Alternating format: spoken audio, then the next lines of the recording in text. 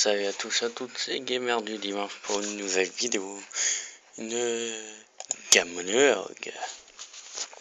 Gamonologue qui parlait du piratage, du hack en co dans le jeu vidéo. Et au sein du gameplay pour être plus précis. Alors qu'est-ce que le piratage en gros quand on y pense? Et bah c'est... Vous avez un coffre. Vous n'avez pas les clés car ce n'est pas votre coffre. Mais vous allez le crocheter pour avoir l'équipement qui est à l'intérieur, comme dans Skyrim. Encore plus que dans Skyrim, c'est un jeu vidéo, donc c'est codé, donc il faut avoir une certaine façon pour, entre guillemets, décoder l'algorithme et avoir l'équipement dans ce coffre. Voilà, pour l'introduction de cette vidéo. Après,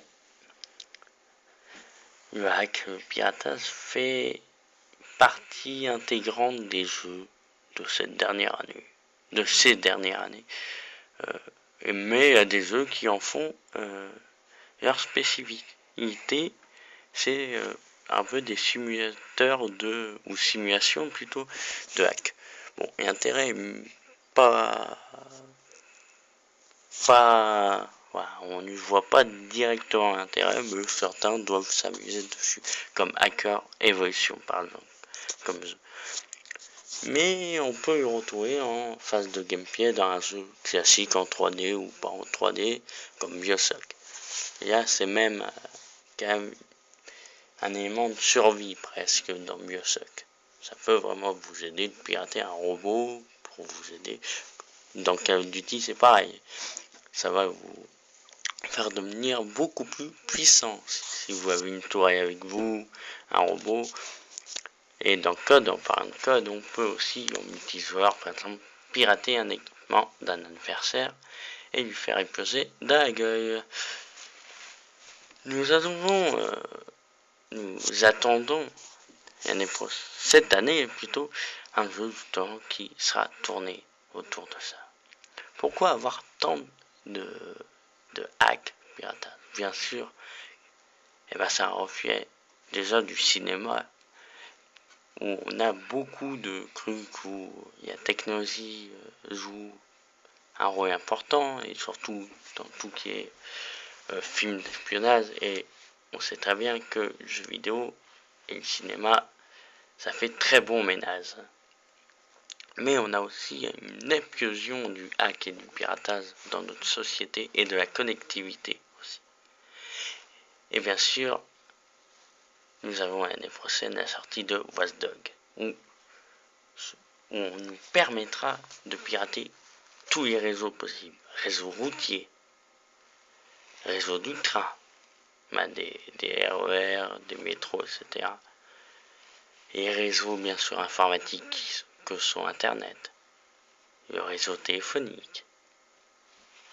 Donc c'est vraiment très intéressant comme jeu. Il pourrait bien que nous soyons aussi nous-mêmes piratés par d'autres joueurs. Ça se pourrait. C'est une idée qui apparemment est envisagée par les développeurs. Après, en parlant de joueurs qui viendraient nous casser les pieds, nous avons aussi le côté néfaste pour le joueur, pour lui donner de la difficulté. Je pense notamment aux multijoueurs tout simplement de code, où un joueur peut vous pirater votre insertion tactique, la détruire pour être précis, ou encore votre bêtise, et vous vous faites tuer par votre propre bêtise. C'est une sacrée humiliation pour le joueur. Mais avant d'aller plus largement dans cette idée d'éléments néfastes, parlons d'une anecdote pour Serious Sam 3. Vous l'avez sûrement entendu.